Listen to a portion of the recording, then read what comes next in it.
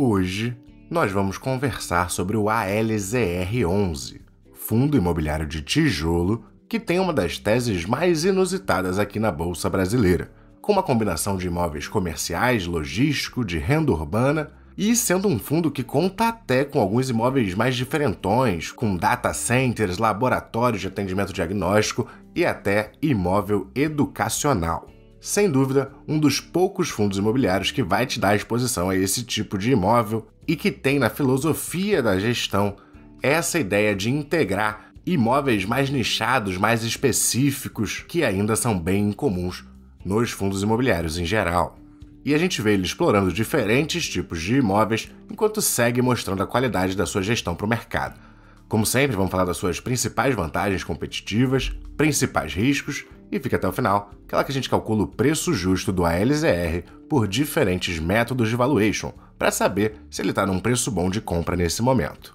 Se gostar do vídeo, deixa aquele like, e se gostar muito, lá no Apoia-se você pode fazer sua doação, contribuir com a nossa produção gratuita de conteúdo para vocês. Também é por lá que vocês podem assinar o nosso site de valuation.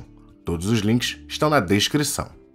O total das taxas desse fundo imobiliário soma 1,95% ao ano, já começando com um ponto positivo, com um custo abaixo do 1% anual. Vale ressaltar que o FII está passando pela sua 7ª emissão de cotas, com 238 milhões de reais já captados nos períodos de preferência e de sobras.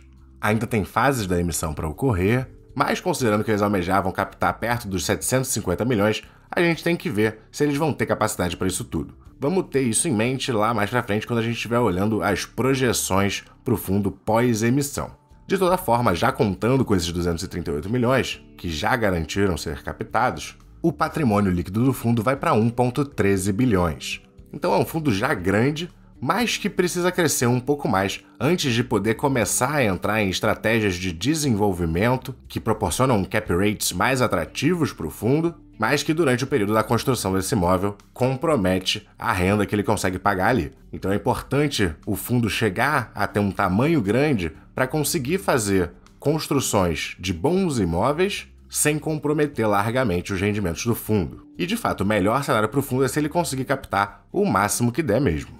Por ele estar em período de emissão, a gente tem um risco a considerar, já que na sua 6ª emissão de cotas eles demoraram muito até fazer suas compras, tendo mantido um largo caixa por muito tempo. Mas no contexto da época, a Selic estava mais alta, ele não foi tão prejudicado por isso. Hoje, com a Selic mais perto dos 10%, a demora da alocação dos recursos da oferta se tornaria um risco maior. Mas eles mitigam esse risco já tendo um pipeline bem engatilhado. E é válido ter em mente que no mercado a gente vê muitas vezes, depois do término de uma emissão, o preço do fundo no mercado cair. Então algumas pessoas vão decidir esperar terminar tudo direitinho antes de entrar, mas se você é um investidor buy and holder para a vida toda, para perpetuidade, isso faz pouca diferença para você. O que importa mais é o pipeline, que inclui um data center em Porto Alegre, cuja conclusão da aquisição foi postergada para uma diligência na análise do ativo, já que a região foi afetada pelas enchentes do Rio Grande do Sul. Então, nesse imóvel, a gente até tem um risco maior da não conclusão da compra, mas a gestão sempre fez um trabalho muito bom. Não imagino que, se tiverem grandes catástrofes, se o imóvel tivesse desvalorizado muito pelo contexto, eles não vão continuar com a compra, e acho que isso é ao melhor interesse do cotista.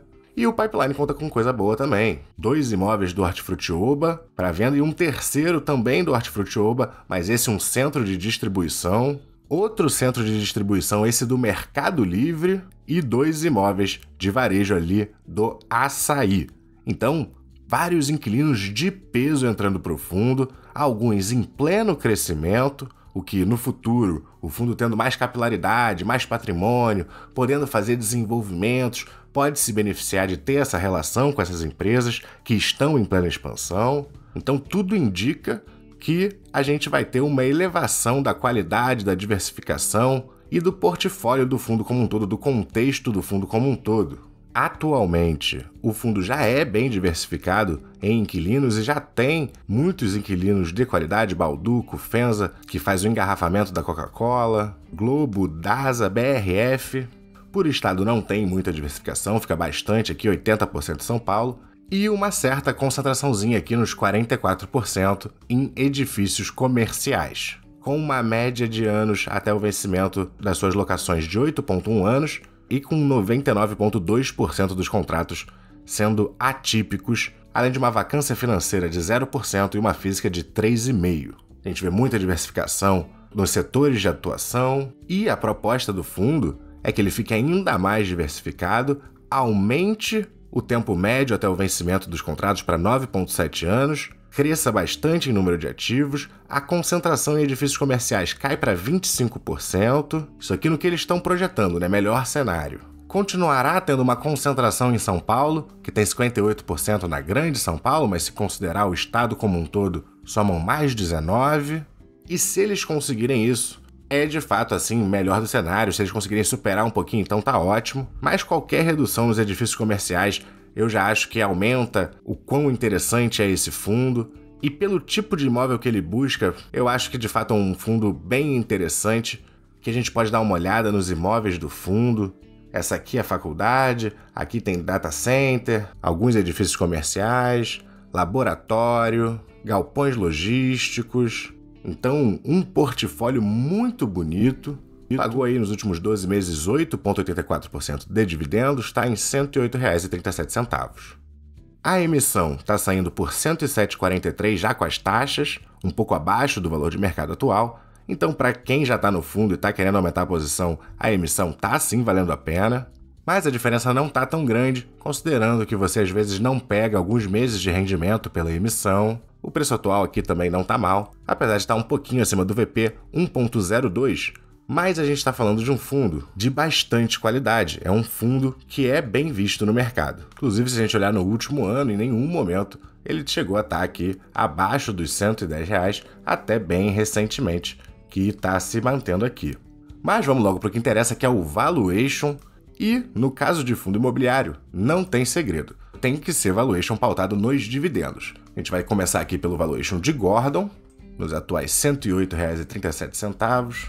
Pagou R$ 9,58 nos últimos 12 meses. Porém, quando a gente olha seus rendimentos, a gente vê que em 2024 eles foram caindo. Apesar de que quando a gente olha o histórico total, ele pagava bem menos lá atrás, 50 e poucos centavos. Caiu para 30, conseguiu recuperar, veio para os 60 e poucos, quase 70. 2022 conseguiu chegar nesses 70 centavos.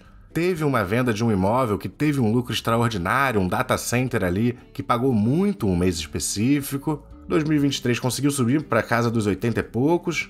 Então a maior parte da história dele foi conseguindo crescer seus rendimentos, mas 2024 a gente tem visto uma redução. Mas eu não vejo isso tirando a qualidade do fundo. É só um momento, inclusive é talvez a hora de aproveitar porque a cota cai junto, né?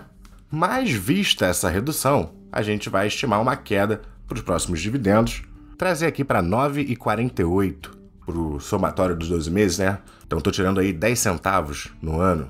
Com uma taxa de crescimento, que a gente sabe que fundo imobiliário não pode ser muito grande, vou colocar aqui 1,3 e 10 de taxa de desconto, a gente chega a um preço justo de R$ 110,38. E no método do desconto de fluxo de dividendos, com o mesmo dividendo, com o mesmo crescimento, um crescimento perpétuo de 1% e um desconto perpétuo de 8%, a gente chega a um preço até um pouquinho mais alto, R$ 113, colocando a média deles aqui nos R$ 111,69. Então, de fato, nos R$ 108 atuais, temos alguma margem de segurança. Não é muita também. Mas quando a gente olha seu histórico, a gente vê que ele já custou bem mais do que isso. E, no fundo, a qualidade do fundo do portfólio segue melhorando. Atualmente, já fazia um bom tempo que ele não caía para patamares tão baixos quanto os atuais. Sempre pode continuar caindo, principalmente se a renda continuar sendo mais e mais apertada, mas para quem confia na gestão, me parece sim um bom momento de entrada para o ALZR. Meu muito obrigado por assistir até aqui, não esquece de dar aquele like, bons investimentos e até a próxima!